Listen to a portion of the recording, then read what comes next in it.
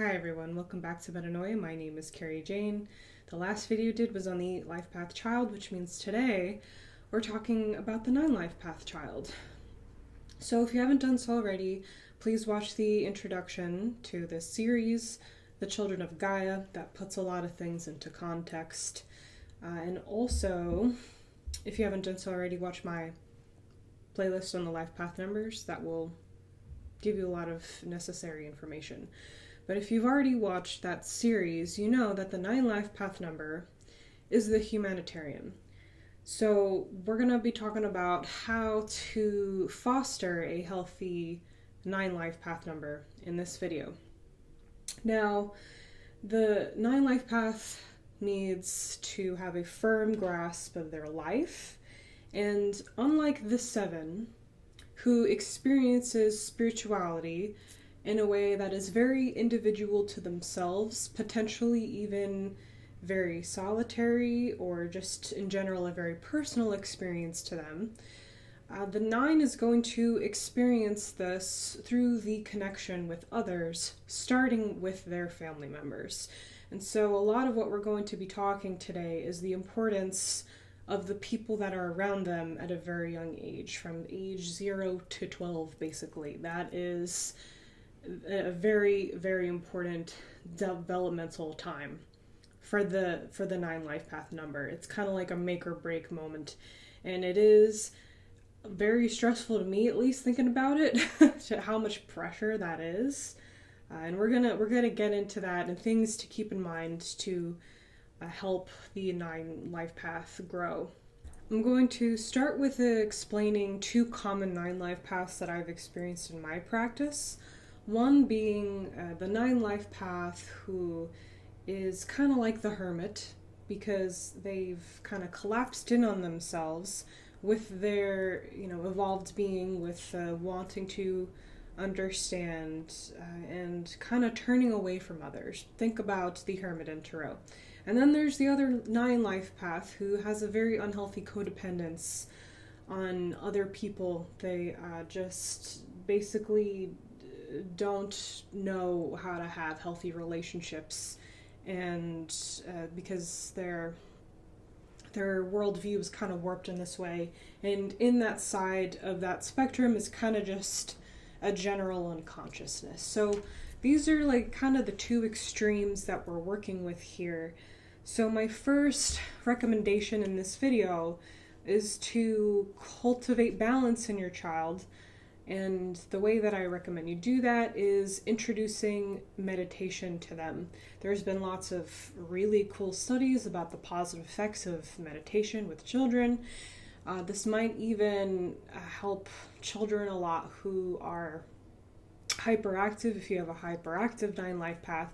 In addition to having physical outlets like sports, think about meditation. Think about teaching them how to center themselves in themselves, so that they don't go this way or the other. That's my first recommendation. The second bullet that I have in my notes here says, know that the discord you have in yourself, your inner conflicts, and towards other people will have a toxic effects on your 9 life path in a deeper way. So we kind of touched upon that in the 6 life path, how they don't like conflict. And it messes them up, but it messes them up in a different way. For the 9, it messes them up in a sense where it's like they will have all these kind of dissonance, as they will have a lot of dissonance in a result of feeling responsible in certain ways, potentially, when there's things that they just can't control but feel like they should have control of. Which creates a whole other list of problems depending on the person, so on and so forth. I have here that they have a hard time overcoming family traumas, which is very true. I don't know why, but that is something that comes up a lot in my practice, and I've also read about that a lot, about the 9. And so I wrote here, work on these conflicts with yourself and others so that the 9 will survive. And this is why I said in the beginning, there's a lot of pressure on the parent for a 9 because you really have to be on top of your own shit. There is a lot of responsibility in having a 9 life path child, because you have someone who is potentially very forward thinking. They appear like they have their shit together, they're responsible people, they're self-reliant, sufficient, but it doesn't mean that they're not struggling inside. And so you kind of have to be even a level above that and determine what your child needs and not put too many burdens on them by not having your own stuff worked out in the process. And we're never perfect. We're never in a state where we've just got everything figured out. We're always constantly evolving, and you got to show your kid that. You got to own up to your shit in front of them.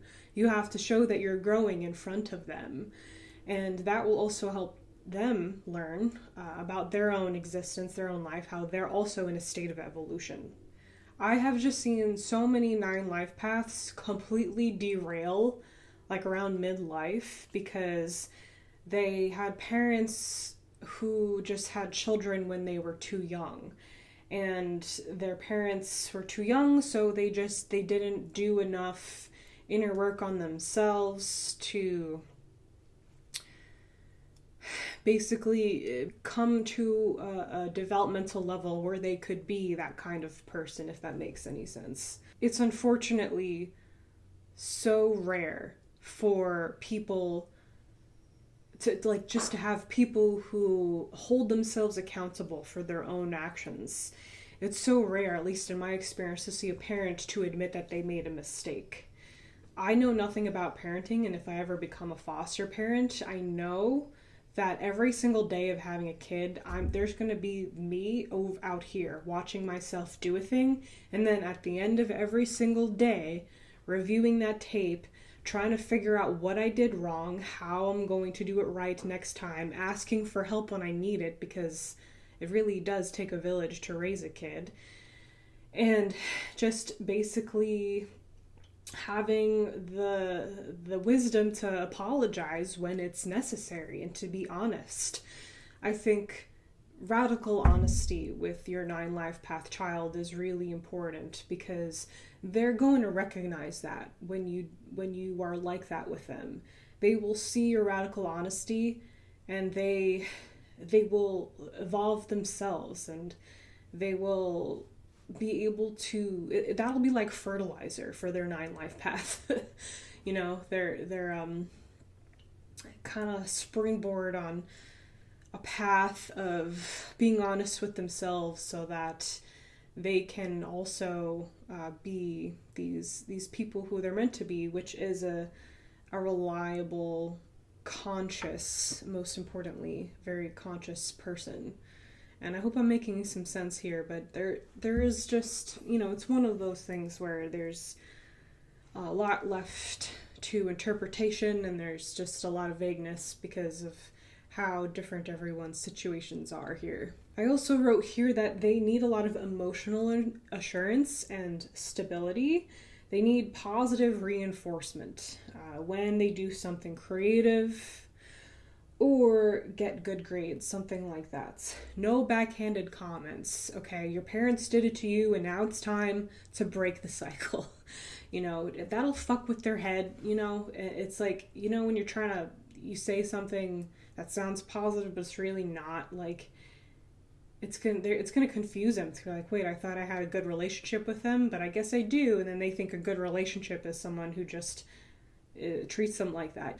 And then that affects their spirituality, so on and so forth. And then you see a 40-year-old that completely derailed. So, yeah, they need that kind of assurance, even when it seems like they have it all together. Not necessarily. They're gonna need that kind of support.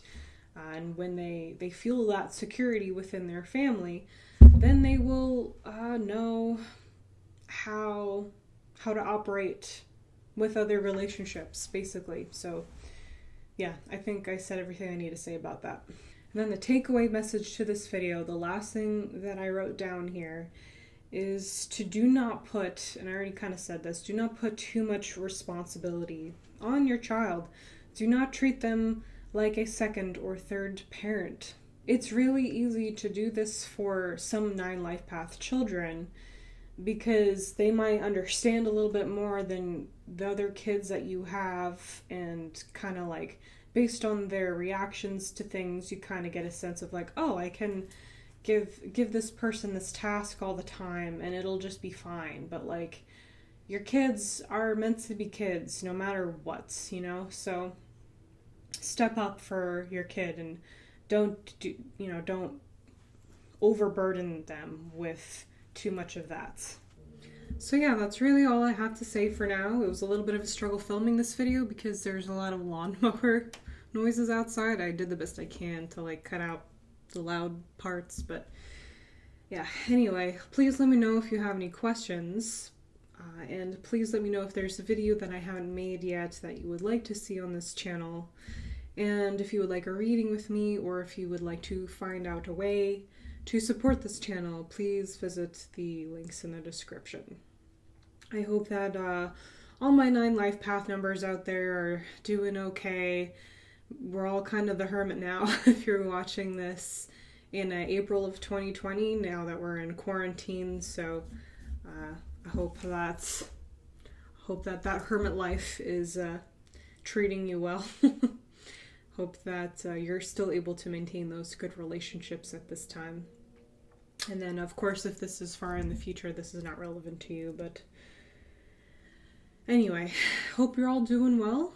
I will probably attempt at making a conclusion video of this next weekend, so stay tuned for that or whatever I have next up my sleeve. I love you all so much, and I'll see you all soon. Take care.